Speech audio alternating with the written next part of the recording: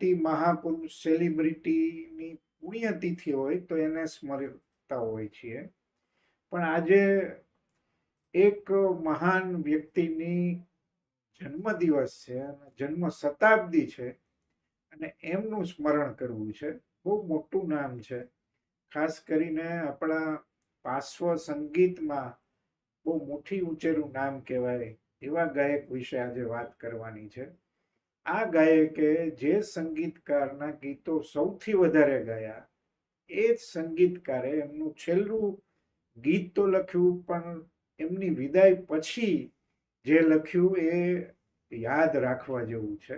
અને એક ફિલ્મમાં એ એના જ અવાજમાં ગાતા, એના જેવા જ અવાજ ધરાવતા ગાયકે ગાયું, ન ફનકાર તુજસા તેરે બાદ આયા, મોહમ્મદ રફી તું બહુત યાદ આયા. સમજી ગયા હશો કે આપણે કોની વાત કરવાના છીએ. મોહમ્મદ રફી સાહેબની આજે જન્મ શતાબ્દી છે, 100મો જન્મદિવસ છે અને એ ઉપલક્ષમાં આપણે એમની સંગીત યાત્રાને યાદ કરવી છે. અને આ યાત્રાના ભાગીદાર આપણી સાથે થયા છે એક ગાયક છે અને એક ભાવક છે. એક રફી સાહેબના અવાજમાં જ વર્ષોથી ગાય છે એવા ડોક્ટર મનોજ જોશી છે, જે સૌરાષ્ટ્ર યુનિવર્સિટીના ભાષા સાહિત્ય ભવનના વડા પણ છે.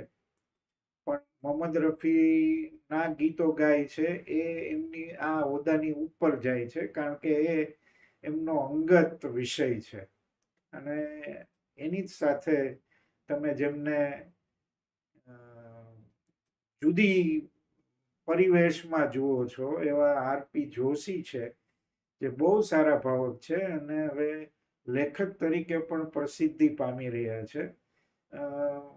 પૂર્વ સરકારી અધિકારી રહી ચૂક્યા છે લાંબો સમય સુધી, પણ એમનો રસનો વિષય સાહિત્ય છે, કળા અને સાહિત્ય બંને, સંગીત પણ એમાં આવી જાય.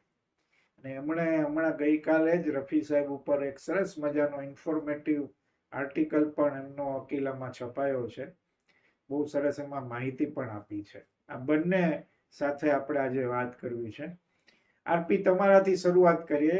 હિન્દી પાર્શ્વ ગાયન જરા જુદી પ્રકારે આપણના દિલથી નજીક રહ્યું છે. બીજી ભાષાઓનું પાર્શ્વ ગાયન પણ એટલું જ મજબૂત છે, પણ હિન્દી ભાષાનું પાર્શ્વ ગાયન એનાથી ઉપર આવે છે અને એ સીમાડા પાર જઈને લોકપ્રિય થયું છે. તો આપણી જે મૂંગી ફિલ્મના યુગ પછી બોલતી ફિલ્મનો યુગ શરૂ થયો અને શરૂઆતના જે પાર્શ્વ ગાયકો હતા, પહેલા તો જે તે હીરો જ પોતાનો અવાજ આપતા હતા, એ આખો યુગ પણ પૂરો થયો અને પછી બીજા ગાયકોનું આગમન થયું. અને જે ત્રણ ચાર દિગ્ગજ જે પાર્શ્વ ગાયકો, મોહમ્મદ રફી, કિશોર કુમાર, મુકેશ, મહેન્દ્ર કપૂર, આ જે આખો મન્ના ડેનો યુગ આવ્યો, આ આખા યુગ પછી આજે પણ આપણે રફી સાહેબને યાદ કરીએ છીએ કે કેટલા નામો આવી ગયા. તમે હિન્દી પાર્શ્વ ગાયન અથવા તો એમણે બીજી ભાષામાં પણ સ્વર આપ્યો છે, મોહમ્મદ રફીના સ્થાનને કઈ રીતે જુઓ છો? નમસ્કાર કૌશિકભાઈ.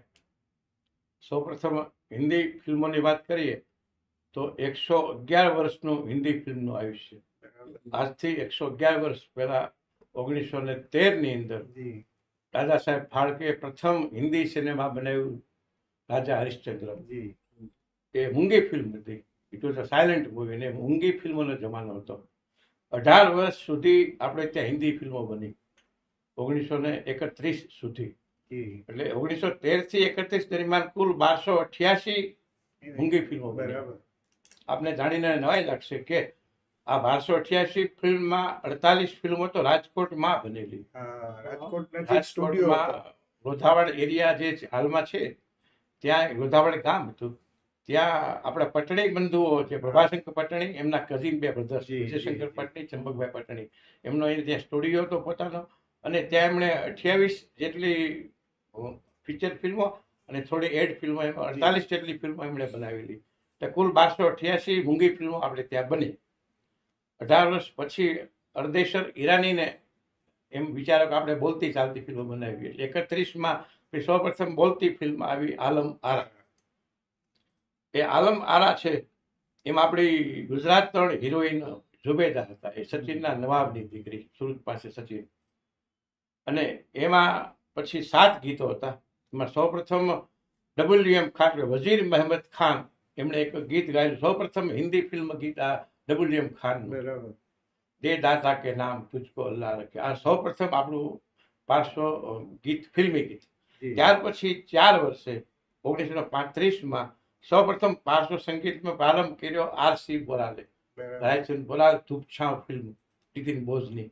એમને એવો વિચાર આવ્યો કે જે કલાકારો અભિનય કરે છે એ જ કલાકારો ગાય, એને બદલે કોઈ કૌશલ્યપૂર્ણ કલાકારો ગાય અને આ માત્ર લિપ સિંકિંગ કરે, એવું કરીએ તો કેમ, એવો વિચાર આવ્યો. ને પાર્શ્વ ગાયનનો જન્મ થયો. બરાબર. એ ધૂપછાંવ ફિલ્મ 1935ની, 35થી પાર્શ્વ ગાયનની શરૂઆત થઈ. જી આ રીતે આમ જોઈએ તો 89-90 વર્ષ થયા આપણા પાર્શ્વ ગાયન. જી જી જી. એમાં આપણી લગભગ 1.25 લાખ જેટલા ફિલ્મી ગીતો આવ્યા, હજારો ફિલ્મો આવી, અને સેંકડો ગાયકો ગાયિકાઓ આવ્યા, સંગીતકારો આવ્યા, ગાયકો આવ્યા, અભિનેતાઓ આવ્યા, ફિલ્મકારો આવ્યા. તો આજે પાર્શ્વ ગાયનનો જે 90 વર્ષનો આપણો વારસો છે, પરંપરા છે, એમાં એક અલાયદું નોખું ને અનોખું સ્થાન મોહમ્મદ રફી સાહેબનું. બહુ સાચી વાત. આજના દિવસે આજે જીવંત હોત રફી સાહેબ સતહે તો 100 વર્ષના થયા હોત. જી એ જી. મોહમ્મદ રફી સાહેબ. એકદમ બહુ સાચી વાત, બહુ સાચી. પણ એ જમાનો મેં જેમ કહ્યું કે બધા દિગ્ગજો હતા. આજની જેમ 2-4 વર્ષ આવ્યા ને ગાયકો પછી ભૂલાઈ જાય એવો જમાનો નહોતો. અને કેટલા લોકો માટે એણે ગાયું, કેટલા હીરો માટે ગાયું. અને એમાં રફી સાહેબની જે સ્ટાઇલ છે, કારણ કે સૌથી આશ્ચર્યની વાત એ છે કે આટલા વર્સેટાઇલ ગાયક એ શમ્મી કપૂર માટે મને લાગે સૌથી વધારે ગીતો ગાય. 190 ગીતો. હા, એટલે આ જરા તમને આપણને આશ્ચર્ય પમાડે એવી વાત છે. કારણ કે શમ્મી કપૂરના ફિલ્મોમાં વધારે પડતા હળવા ગીતો અથવા તો જેને કહેવાય આમ એનર્જેટિક ગીતો, એને એવા ગીતોનું પ્રમાણ વધારે. એમાં છે સેડ સોંગ પણ છે, પણ આવા રમતિયાળ ગીતો જેને કહેવાય એવું પ્રમાણ વધ્યું. આ બહુ મહત્વની બાબત છે રફીના આખા પાસો ગાયનમાં. બીજા હીરો માટે પણ એને ગાયા છે, પણ જે શમ્મી કપૂર માટે એમણે ગાયું છે, મને લાગે એથી એકદમ છાપ છોડી દેનારું છે. એમાં કુશીબ એવું છે કે શમ્મી કપૂરનો એરા આવ્યો ને એ પહેલા 10-15 વર્ષ દિલીપ કુમારનો એરા હતો. હા, બરાબર. એ તો દિલીપ કુમાર, નૌશાદ ને રફી સાહેબ એ અને જોડે શકીલ ત્રિપુટી. બદાવી. જેમ આ બાજુ મુકેશ, રાજ કપૂર, હસરત જયપુરી, શૈલેન્દ્ર શંકર જયકિશન હતા, એ રીતે સામે પક્ષે શકીલ બદાવીની, નૌશાદ, રફી સાહેબ, દિલીપ કુમાર. એમાં આન અને દીદારથી એમની સ્ટાર્ટ થઈ. પહેલું ગીત સાહેબ આપ્યું જુગનું 1947માં, જહાં બદલા કા બેવફાઈ છે ક્યાં, એ નુરજા સાચી ગુલ ગીત ગાયું. દિલીપ કુમારને પ્રથમ વખત કંઠ મળ્યો રફી સાહેબનું 47માં. ત્યારથી એમની જોડી જામી ગઈ. વચમાં થોડોક સમય તલત મહેમૂદ આવ્યા, પછી આન દીદાર, પછી તો ગંગા જમના, સંઘર્ષ, લીડર, થોકબંધ ફિલ્મો આવી અને રફી એ દિલીપ સાહેબનો પર્યાય બની ગયા. પછી દિલીપ કુમારનો અસ્તાચળમાં સુરત ગયો, પછી શમ્મી કપૂર 60થી પછી આવ્યા. તો 60થી 70માં શમ્મી કપૂરનો દાયકો આવ્યો. એમણે 190 ગીતો, એટલે મોટા સૌથી વધુ ગીતો 190 ગીતો રફી સાહેબ માટે ગાયા છે. રફી સાહેબ એટલે આ બાજુ દિલીપ કુમાર, પછી ભારત ભૂષણ, પછી વિશ્વજીત, રાજેન્દ્ર કુમાર, જીતેન્દ્ર, ધર્મેન્દ્ર તો ખરા જ, પછી પણ શમ્મી કપૂરના સૌથી વધુ ગીતો ગાયા. મનોજભાઈ, આ મુદ્દો બહુ મજાનો છે ને મને લાગે છે આ વિષય લખાયું નથી. શમ્મી કપૂરની સાથે બીજા હીરો પણ ઘણા બધા ત્યારે સાયમલ્ટેનિયસલી ઘણા બધા હતા, પણ શમ્મી કપૂર માટે વધારે ગવાયું એની વિશે થોડી તપાસ થવી જરૂરી છે. પણ તમે આટલા વર્ષોથી મોહમ્મદ રફીના ગીતો ગાઓ છો, શું કામ મોહમ્મદ રફીની પસંદગી કરી? હું જ્યારે રાજકોટમાં ધર્મેન્દ્ર કોલેજમાં ભણવા આવ્યો ઉપલેટાથી, એટલે ભણવાની સાથે કંઈક કામ પણ કરવું જરૂરી હતું. એટલે ત્યારે રાજકોટમાં માસ્ટર ઓફ મ્યુઝિકનું નામ એટલે પંકજભાઈ અને નિમિષ ઠાકર, નિમિષભાઈ તો અત્યારે નથી, તો એ એક કલાકારોને મળવા ગયો. એના રિહર્સલ બાલભવનમાં રિહર્સલ રાખતા સ્પેશિયલ, એટલે હું સાંભળવા જતો ને પછી મેં પંકજભાઈને કીધું કે મારે ગાવું છે. એટલે એ રીતે મોહમ્મદ રફીમાં મને રસ પડ્યો. પેલા હું મુકેશના ગાતો હતો, તો પંકજભાઈ કીધું કે આ ગીત ટ્રાય કર, એટલે પછી એ રીતે ધીમે ધીમે મોહમ્મદ રફીમાં મને અવાજમાં મોહમ્મદ રફી ઉપલેટામાં રેડિયોમાં સાંભળતો, પાડોશીને ઘરે ઘરે રેડિયો નહોતો, પણ ત્યારે બધા ગીતો સાંભળતો. મને સંગીતનો નાનપણથી શોખ, અને અહીંયા એ રીતે પછી મારી પહેલું કયું રફીનું ગીત તમે ગાયું હોય? એ ગીત તો બહુ ઐતિહાસિક થઈ ગયું. ત્યારે તો માર્શોક મ્યુઝિકના બહુ ટિકિટ શો થતા, તો પોરબંદર, લીંબડી, આખો આમ ટિકિટ શોની હારમાળા થતી. મને પંકજભાઈ એક ગીત આપ્યું હતું, એક જ ગીત શરૂઆતમાં. બીજા રફીના ગાયકો આવતા, તો રાસ ફિલ્મનું ગીત છે અકેલે હે ચલે આવો, અને એ ગીત તો પછી અત્યારે મોરારી બાપુ સુધી પહોંચ્યું. ઘણી વાર તમે કથામાં પણ ગાયું. 2012માં કથા મુંબઈ હતી, ત્યારે આ બાપુએ મને બહુ સરસ, અદ્ભુત. રાજેશ ખન્ના રાજેશ ખન્નાનું પહેલું ફિલ્મ રાલ, અને એ ગીતથી મારી ઓળખ થઈ. ચલ અકેલે હૈ ચલે आओ जहाँ हो कहाँ आवाज दे तुमको कहाँ हो अकेले चले आओ. બહુ સરસ. પણ 36 વર્ષ મને લાગે છે પાસો ગાયન કર્યું. 1944 થી 36 વર્ષ પૂરા. અને એમાં 5000 થી વધારે ગીતો, એટલે બહુ લાંબી સફર ગણાય. પણ આરપી, તમને કયા રફી વધારે ગમે? શમ્મી કપૂર વાળા રફી, દિલીપ કુમાર વાળા રફી, કે પછી નવા જમાના ધર્મેન્દ્ર અને અમિતાભ માટે પણ કેટલાક, દેવાનંદ માટે પણ ઘણા ગાયા, એમાં પણ કેટલાક રમતિયાળ ગીતો છે. તમને કયા રફી વધારે ગમે ને શું કામ? એમાં એવું છે કે કરુણતા છે ને, કારુણ્ય, એ આપણા જીવનનું એક અંતિમ સત્ય છે. કલા પીએમ નરસિંહરાવ દિવેટિયા એમ કહેતા કૌશિકભાઈ કે આ વાદ્યને કરુણ ગાન વિશેષ ભાવ. પેલા આપણા શૈલેન્દ્ર લખી ગયા કે સબસે મધુર વો ગીત जिसे हम दर्द के सुर में गाते हैं. તો કલાપી એમ કીધું કે અમારા મીઠા તે રુદનમય છે ગીત સગડા.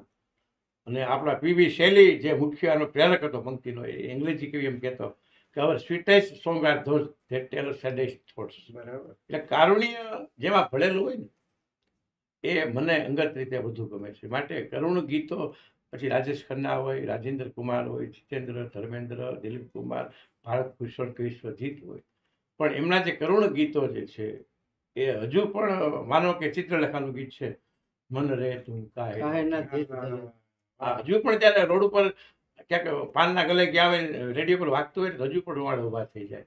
મન રે તું કાહે ના ધીર ધરે, ઓ નિર્મોહી મોહન જાને જિનકા મોહ.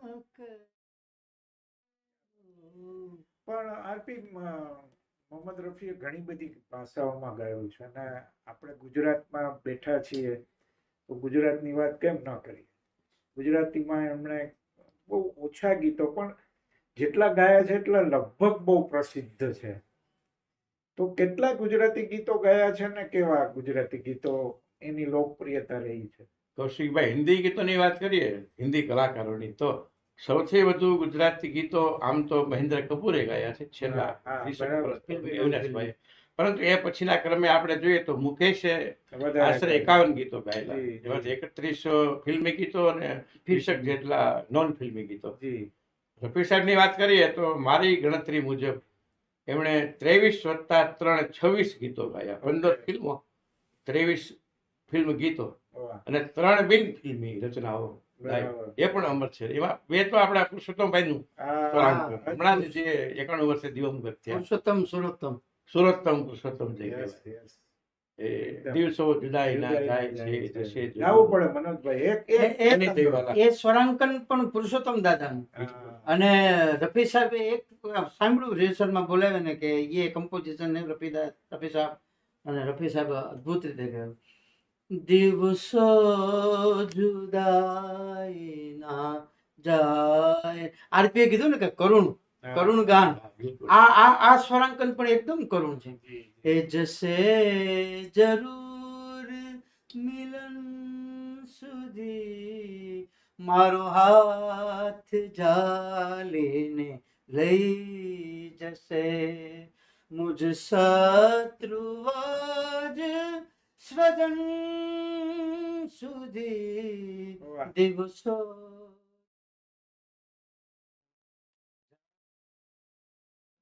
તમે રફી સાહેબની કારકિર્દી જુઓ તો કેટલા એવોર્ડ્સ મળ્યા, ફિલ્મફેર એવોર્ડ, બીજા સન્માનો, પદ્મશ્રી. પદ્મશ્રી. પણ એ બહુ મજાના માણસ પણ હતા. આ મહામાનવ જેને કહી શકીએ આપણે.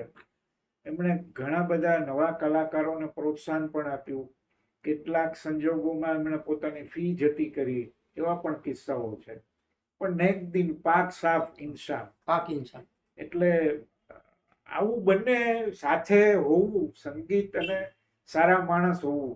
સામાન્ય રીતે કળા સાથે સંકળાયેલા માણસ સારા માણસ હોય છે, પણ હવે હવે આ જોડમાં જુદું નથી પડવું. બહુ જોવા મળતા માણસો. પણ રફી સાહેબની અલગ એક પહેચાન હતી.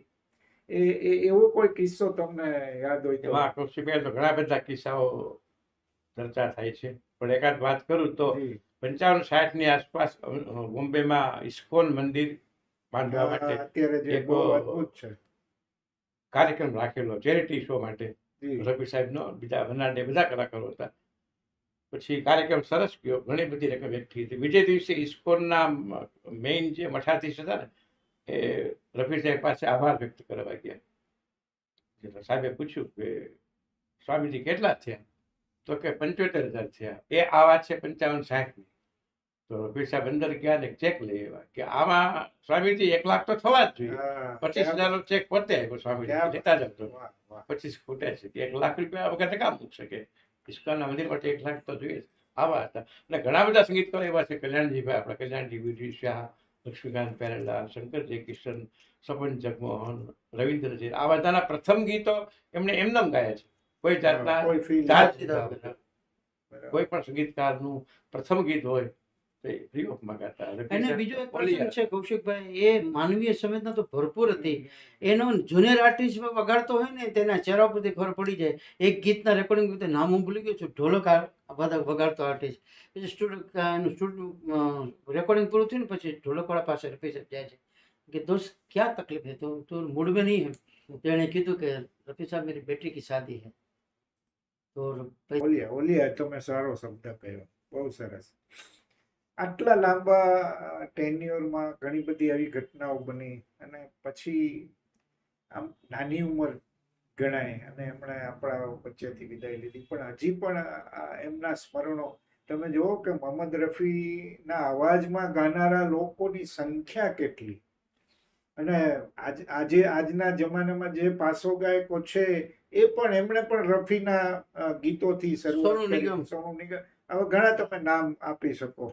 અને કેટલા યુવાનો પણ હજી એ તરફ જાય છે. આ બહુ તમે આપણે રિયાલિટી શો જોતા હોય છીએ તો એમાં 12-15 વર્ષના છોકરાઓ રફીના બહુ અદ્ભુત ગીતો ગાતા હોય છે.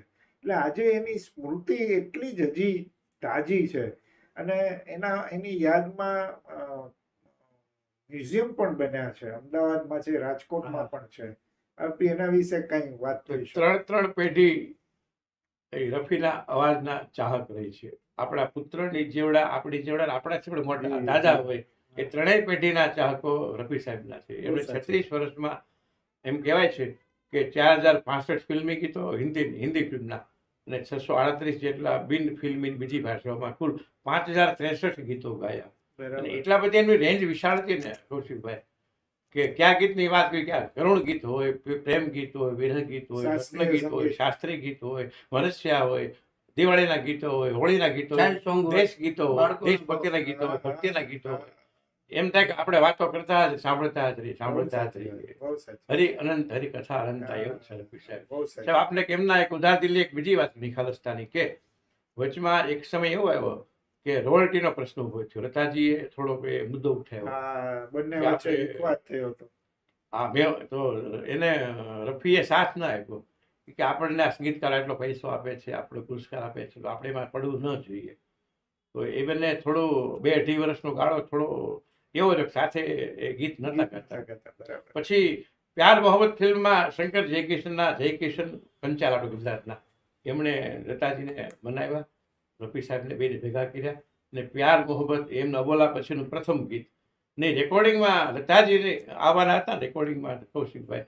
તો રફીજી એવા નિખારસ હતા, હાથમાં ગુલદસ્તો લઈ અને લતાજી આવ્યા ને તો તેમને નમન કરી પ્રણામ કરી એમના પગમાં મૂક્યો ગુલદસ્તો. ક્યાં વાત. લતાજીને એમ સંકોચ થતો હતો, પણ આવડો મોટો માણસ એના મનમાં પણ નથી કે આપણે અબોલા હતા, કાંઈ ભૂલી જ કે આટલું બધું જબીત કહીશો વાત કહી આવો માણસ. વાહ વાહ. બહુ અને સરસ. બીજું એક આપણને કહું કે બીજો એક મુદ્દો જોરદાર છે કે 69માં રાજેશ ખન્ના અને કિશોર કુમારનો યુગ આવ્યો, બધા અસ્તાચળમાં આવી ગયા, દિલીપ કુમાર પછી વિશ્વજીત પછી શમી કપૂર સહિતના.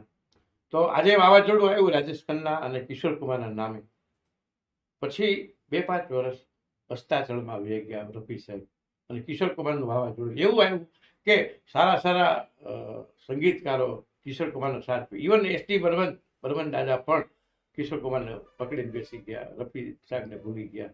તો એ 5 વર્ષનો ગાળો એવો હતો, છતાં પણ એમની કંઈ કડવાશ, કાંઈ ડંખ નહીં, કોઈ પૂર્વગ્રહ નહીં. વળી પાછો એનો સમય આવ્યો તો સાહેબ લૈલા મજનુ ને સરગમ, અમર અકબર એન્થની ને સુહાગ ને પછી તો વળી પાછો એમનો દાયકો આવ્યો તો છેક મૃત્યુ 80 સુધી. કિશોર કુમાર માટે એમણે ગાયું. કિશોર કુમાર- આ તો એનાથી વધારે કિશોર શું હોય? કુમાર માટે 2 ફિલ્મો મગાયા, શરારત અને રાગીની. ક્યાં વાત. એટલે આ એની ગરવાઈ ઊંચાઈ. બહુ સાચી આ એની ગરિમા. અમદાવાદમાં એમનું રફીનું મંદિર છે અને તમે તો મનોજભાઈ એમને જે બાંદ્રા સ્ટેશને ચોક થયો હા, ત્યારે એ પ્રસંગ યાદ આવ્યો છે. રફી સાહેબ ગુજરી ગયા પછી મનસુખભાઈ જરીવાલે, એ પણ અત્યારે નથી આપણી વચ્ચે. બહુ એને સબીર કુમારને પ્રોજેક્ટ કરનાર મનસુખ જરીવાલે, બરાબર. સબીર કુમાર એના શો કરતા, એક સામ રફી કે નામ.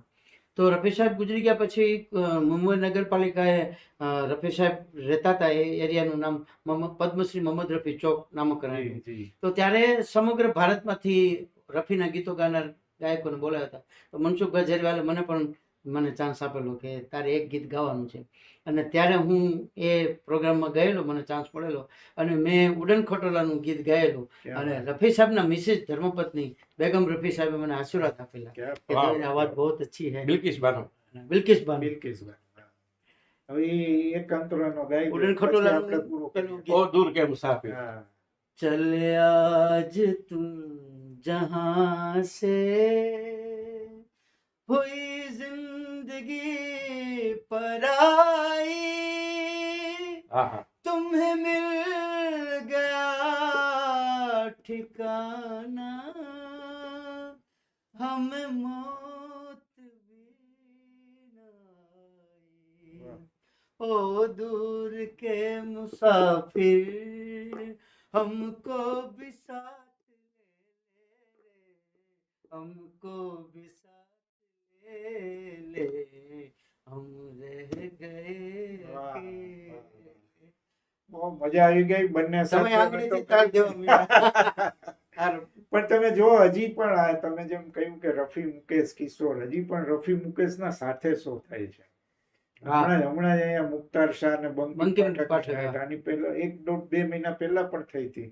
એટલે આ બધા એવા ગાયકો છે કે તમે એને ભૂલાવી શકો એમ નથી. અને હિન્દી ફિલ્મોનું પાર્શ્વ ગાયન છે એ મને લાગે છે અમર છે. અને એ જમાનાના જે ગીતો હતા એ યાદગાર રહે છે. કૌશિકભાઈ, હજી 100 વર્ષ પછી પણ રફી સાહેબનો સ્વર હા.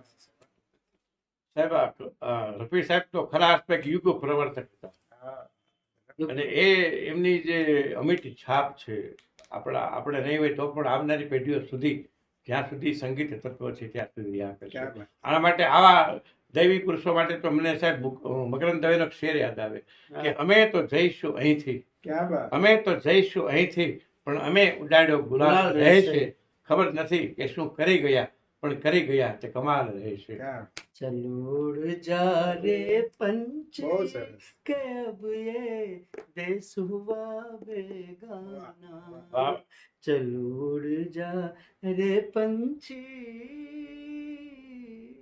બસ આ જ રીતે આપણે રફી સાહેબને યાદ કરતા રહીએ અને એમના ગીતો સાંભળતા રહીએ, મંગળાવતા રહીએ. બંનેનો ખૂબ ખૂબ આભાર. Thank you. નમસ્કાર. નમસ્કાર કર્ણાટક.